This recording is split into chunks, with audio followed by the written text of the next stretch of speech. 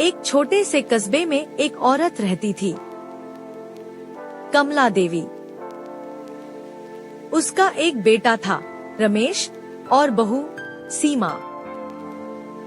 कमला देवी बहुत चालाक और लालची थी। उसे सोना चांदी, पैसा और जमीन का बहुत शौक था। वह हर दिन पड़ोस में जाकर डींगे मारती।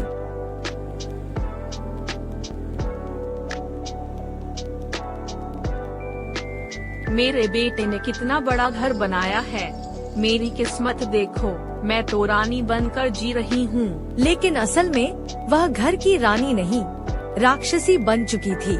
सीमा बहुत सीधी सादी और संस्कारी लड़की थी। वह पूरे दिल से घर संभालती, सास की सेवा करती।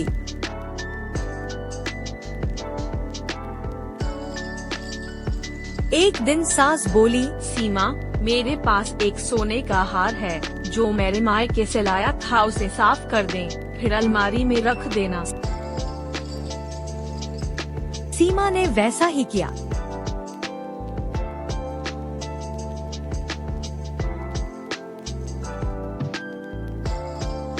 लेकिन शाम को कमला देवी ने झूठा आरोप लगाया। सीमा, तूने मेरा हार चुरा लिया। सीमा घबरा गई।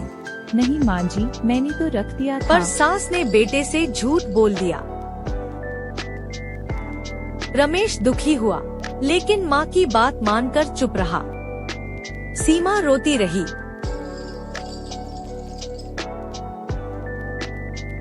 और उस दिन से सास का लालच और बढ़ गया। कमला देवी ने सोचा, अगर मैं बहू को मायके भेज दूं, तो दहेज का सारा गहना मेरे पास रहेगा। उसने बेटा और बहू के बीच झगड़ा करवा दिया। रमेश ने गुस्से में आकर कहा, सीमा, तू अपने मायके चली जा कुछ दिनों के लिए। सीमा चली गई।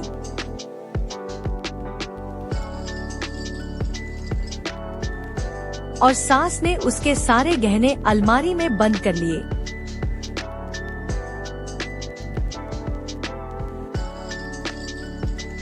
उसने अपने रिश्तेदारों को बुलाया और बोली,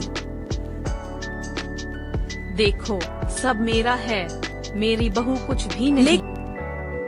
लेकिन उस रात अचानक बिजली गिरी और घर में आग लग गई। कमला देवी के सारे गहने उसी अलमारी में थे, सब जलकर राख हो गए। आग के बाद सारा घर तबाह हो गया। रमेश और गांव वाले आग बुझाने दौड़े। सीमा को खबर मिली तो वह भी दौड़ी आई।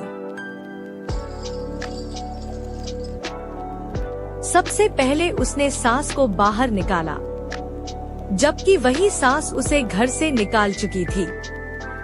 कमला देवी कांपते हुए बोली, सीमा, तूने मुझे क्यों बचाया?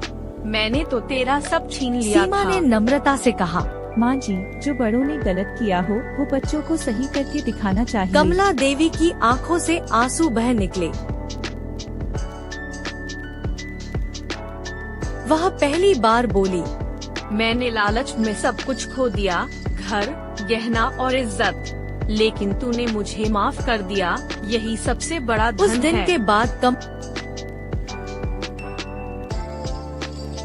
कमला देवी पूरी तरह बदल गई। उसने सारे गहने बेचकर गांव में गरीब बच्चियों की पढ़ाई के लिए फंड बनाया। लोग अब उसे दयालु कमला माँ कहने लगे। वह अक्सर कहा करती थी, सोना चमकता है, पर इंसान की अच्छाई उससे ज्यादा दमकती है।